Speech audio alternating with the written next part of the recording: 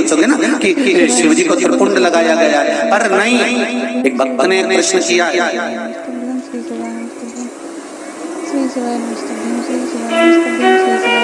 कि हमारे गुरु जी कहते हैं, एक भक्त कह रहा है व्हाट्सएप पर ऑफिस में मैसेज गया होगा, तो वहां से आशीष जी के पास में पत्र आया, तो उसमें उस मैसेज में लिखा है कि हमने जिन गुरु जी से गुरु दीक्षा ली है, गुरु मंत्र लिया है, वो गुरु जी कहते हैं कि भगवान से कभी कुछ नहीं मांगना चाहिए।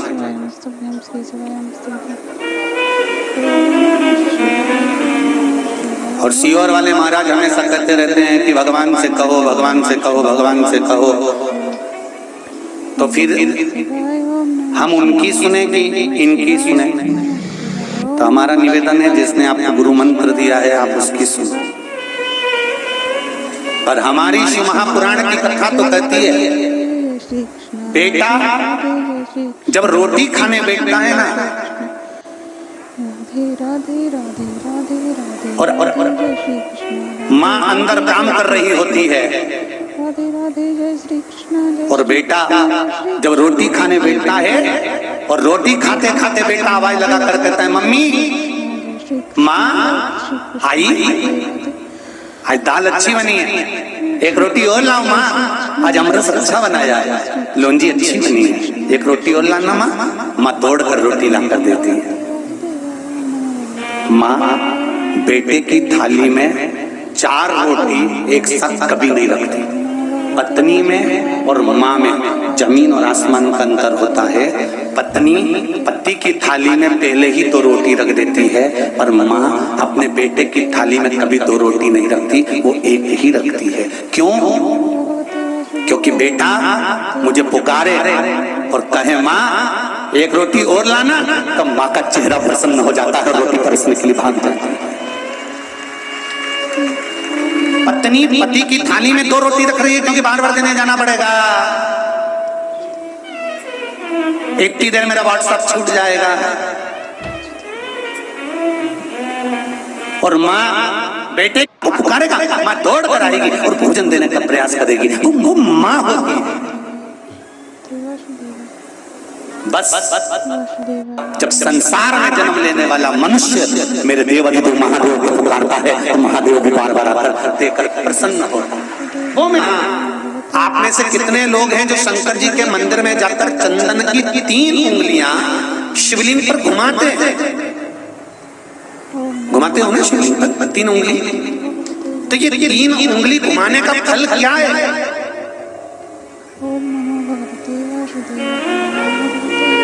क्या फल है? इस शिवलिंग पर ये 3 उंगली घुमाई जाए तो इसका फल क्या है? तो आपको लगेगा भगवान शंकर को त्रिपुंड लगाना है। बोलो सही है गलत है? आप तो यही सोचोगे ना कि शिव जी को त्रिपुंड लगाया गया है, पर नहीं। शिव महापुराण की कथा कहती है, इसमें आप अगर विद्धेश्वर संहिता को या पार्वती खंड को निकालोगे, या आप स्कंद पुराण का या लिंग पुराण की कथा को उठाकर देखोगे, तो उसमें वर्णन आता है जब कोई पुरुष, नारी या बच्चा अगर चंदन लेकर गया है, अष्टगंध लेकर गया है, या जल चढ़ाने के बाद चंदन भी नहीं है, अष्टगंध भी नहीं है, लाल चंदन भी नहीं है, और मात्र उंगली से 3 लाइन खींचता है, उसका मतलब त्रिपुंड लगाना नहीं होता। उसका मतलब होता है कि उसने एक पार्थिव शिवलिंग का निर्माण कर पूजन कर ली है। यह फल प्राप्त, उसका फल ये प्राप्त होता है।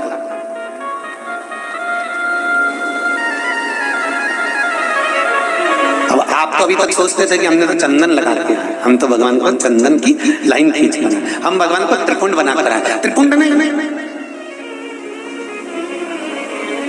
भगवान शंकर को आपने त्रिपुंड लगाया वो अपनी जगह पर भगवान शंकर को जो आपने 3 लाइन खींची है, हाथ का जो स्पर्श कर कर घुमाया है, इससे पार्थिव शिवलिंग के निर्माण का फल प्राप्त हो जाता है।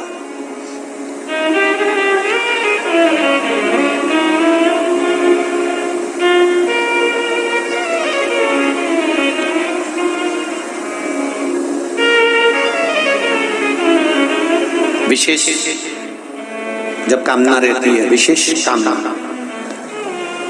आज आपका मन कर गया 108 चावल के दाने मेरे को शिव जी को चढ़ाना,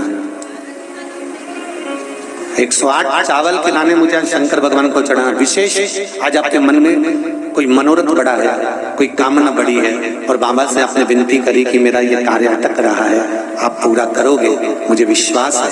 108 चावल के दाने चढ़ाना है। आपने चंदन लगाया, हाथ की हथेली पर 108 चावल के दाने जो घर से गिनकर लेकर गए हो उसको हथेली में रखा।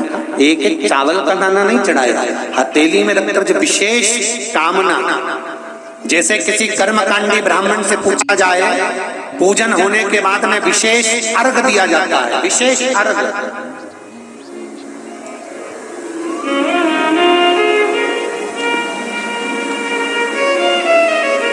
उसी तरह विशेष कामना के लिए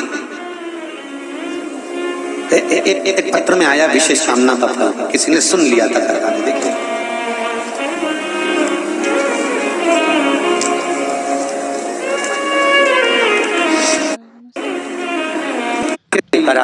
और बाप विशेष 108 अक्षत के दाने हाथ में हो और आपकी कामना कर कर जिस कार्य के लिए आपने बाबा को आज स्पर्श किया है, हाथ में लेकर जहां आपने चंदन लगाया है उसी जगह पर हथेली से बाबा को चंदन वाले स्थान पर उस 108 चावल के दाने को रख देना चाहिए, छोड़ देना चाहिए या लगा देना चाहिए। विशेष अर्घ का शिव महापुराण की कथा का विशेष। अब आपका समर्पण, आप जो देवाधिदेव महादेव को समर्पण कर रहे हो, भगवान शंकर की आराधना कर रहे हो, भगवान शिव की स्तुति कर रहे हो, भगवान शंकर के स्मरण में लगे हुए हो, उसका एक महत्व, उसका एक सुख। शिव पुराण कर रहे हैं, शंभो शरणे